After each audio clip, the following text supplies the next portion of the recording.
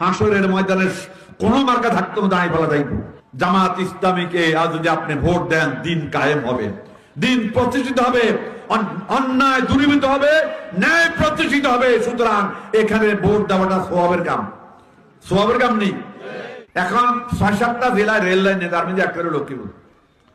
তাহলে Lakshmipur rail line হোক, চাননি আপনারা? হ্যাঁ, জামাত ইসলামী ইনশাআল্লাহ লক্ষ্মীপুর রেল লাইন হবে।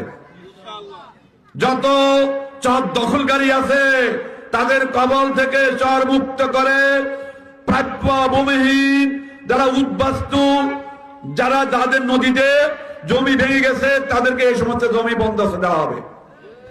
ঠিক আছে নি?